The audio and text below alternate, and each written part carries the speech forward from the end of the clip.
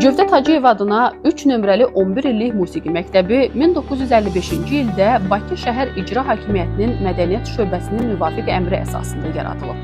2004-cü ildə Azərbaycan Respublikasının prezidenti cənab İlham Əliyevin Cövdət Hacıyevin xatirəsinin əbədiləşdirilməsi haqqında 18 fevral 2004-cü il tarixli 887 nömrəli sərəncamının icrası ilə əlaqədar Azərbaycan Respublikasının Mədəniyyət Nazirliyinin 25 fevral 2004-cü il tarixli 50 nömrəli əmri ilə məktəbə görkəmli bəstəkar, Azərbaycan Milli Simfonizminin banisi Cövdət Hacıyevin adı verilib. Məktəbdə fortepiano, xalq çalğı alətləri, nəzəriyyə, orkestr alətləri və xor şöbələri fəaliyyət göstərir. Bu şöbələrdə 16 ixtisas üzrə 295 nəfər şagird təhsil alır. Bu şagirdlərin təhsili ilə 52 nəfər müəllim məşğul olur. 2009-cu ilə qədər məktəb qəzalı vəziyyətdə olan bir binada fəaliyyət göstərib. Mədəniyyət Nazirliyi tərəfindən məktəbin binası əsaslı təmir edilərək 2013-cü ildə müəllim və şagirdlərin ixtiyarına verilib, məktəb əyani vəsaitlər və yeni alətlərlə təmin edilib. Məktəbin fəaliyyətinə göstərilən yüksək qayğının nəticəsidir ki, 2014-cü ilin sentyabr ayında Mədəniyyət və Turizm Nazirliyinin müvafiq əmri ilə 7 illik təhsil sistemindən 11 illik təhsil sisteminə keçirilib.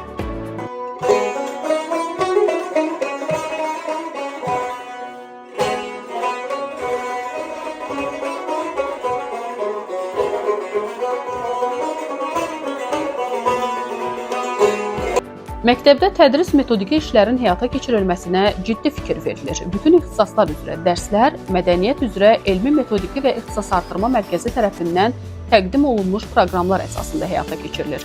Nəzəri fənlərin təkmilləşdirilməsi məqsədi ilə şöbədə solfeggio fənni üzrə iş dəftərləri tərtib olunmuş, pedaqoji şurada təsdiq olunmuş, bütün siniflərdə tətbiq edilmiş və nümunələr Mədəniyyət üzrə Elmi Metodiki və İxtisas Artırma Mərkəzinə təqdim edilmişdir. Mütəmadi olaraq məktəb daxili nəzəriyyə olimpiyadaları keçirilir.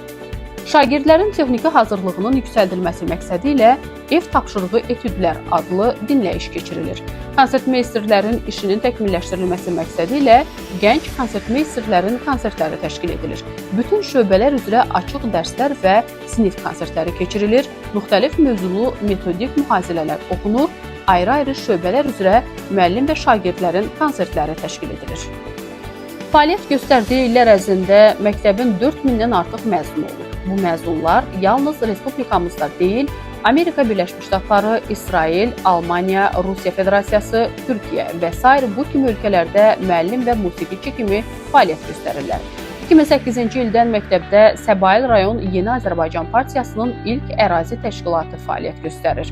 Azərbaycan Respublikası Nazirlər Kabinetinin 2008-ci il 27 avqust tarixli 309 saylı sərəncamı ilə təsdiq edilmiş 2009-2013-cü illər üçün Azərbaycan Respublikasında uşaq musiqi, incəsənət və rəssamlıq məktəblərinin fəaliyyətinin yaxşılaşdırılması üzrə inkişaf proqramına əsasən Mədəniyyət və Turizm Nazirliyinin 2012-ci il 15 may tarixli 298 saylı əmri ilə 2012-2013-cü tədris ilindən məktəbdə xor şöbəsi açılmış və tədricən xor məktəbinə çevrilməsi nəzərdə tutulmuşdur. Bütün bunları nəzərə alaraq, xor ixtisasının inkişafı məqsədi ilə məktəbdə aşağı sinif şagirdlərindən ibarət cırtdan xoru, oğlanlardan ibarət atəşgah xoru, orta yaş qrupu üzrə divizi xoru,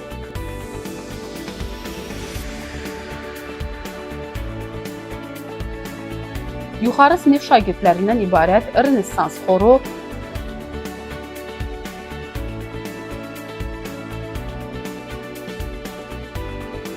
Çınar müəllimlər xoru yaradılıb, eyni zamanda məktəb üzrə birləşmiş xor təşkil edilmişdir. –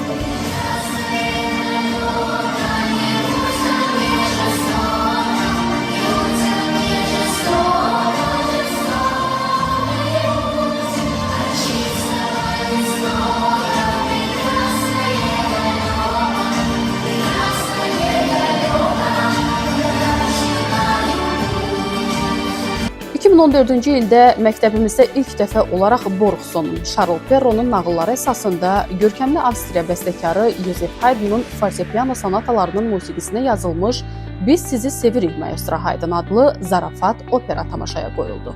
2019-cu ildə Uşaqların Beynəlxalq Müdafiəsi Günü münasibəti ilə Pişik Filofeyin Sərgüzəştləri adlı müzikl səhnələşdirildi. 2024-cü ildə Macar yazıçısı Klara Hitzin Peter Musiqi Alətləri Diyarında adlı dərs tamaşa təqdim edilmişdi.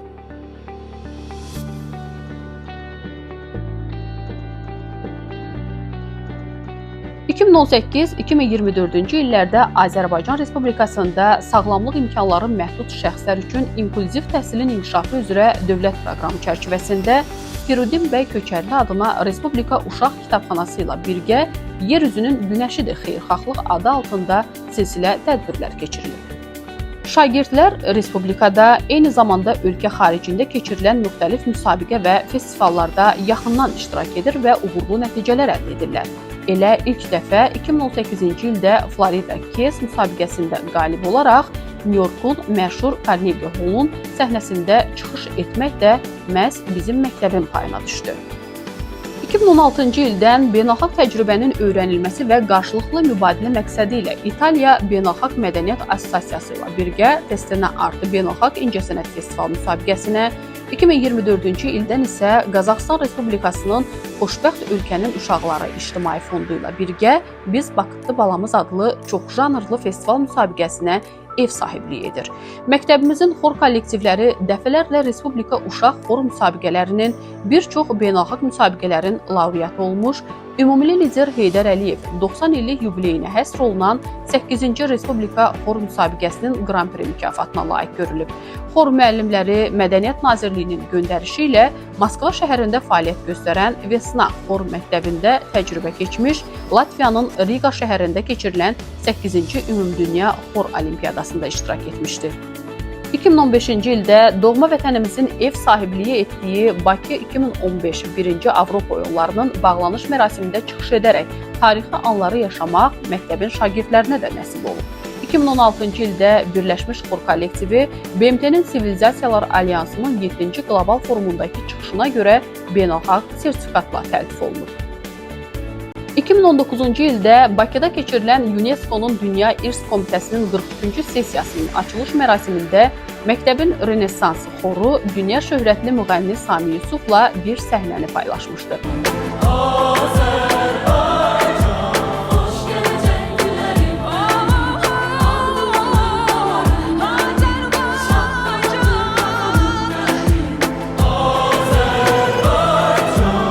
Ümumiyyətlə, məktəbin bütün xor kollektivləri beynəlxalq tədbirlərdə çıxış etməklə yanaşı, həm də müxtəlif telekanallarda yayımlanan uşaq verilişlərində, dövlət əhəmiyyətli tədbirlərdə çıxış edirlər.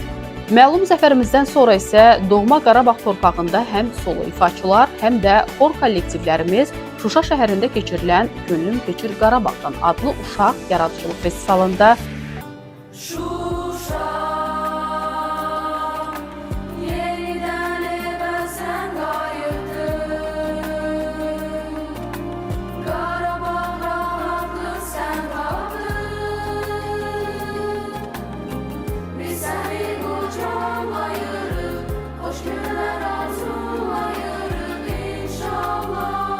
Türk Dövlətləri Təşkilatının qeyri-rəsmi zirvə görüşü münasibəti ilə təşkil olunan konsert proqramında Şuşa Türk Dövlətləri Birliyinin Mədəniyyət İncisidir adlı beynəlxalq uşaq yaradıcılıq festivalında Kurmanqazı adına Uşaq Yaradıcılıq Mərkəzində keçirilən Milli Qurtuluşdan Zəfərə doğru yaradıcılıq festivalında Füzuli şəhəri günü, Cəbrayıl şəhəri günü tədbirlərində yaxından iştirak etmişdi. Məktəbimizin Cırtdan xoru ölkəmizdə keçirilən Birləşmiş Millətlər Təşkilatının İqlim Dəyişmələri üzrə Çərçivə Konvensiyasının tərəflər konfransı olan COP29 tədbirinin açılış mərasimində xalq artisti Əvəz Abdullayevlə birgə Müslüm Maqamayevin Odlar Yurdu əsərini ifa etmişdi. Renessans xoru isə məhz COP29-a həsr olunan Bella Ciao mahnısı ilə ölkəmizdə olan xarici qonaqların qarşısında çıxış etmişdi.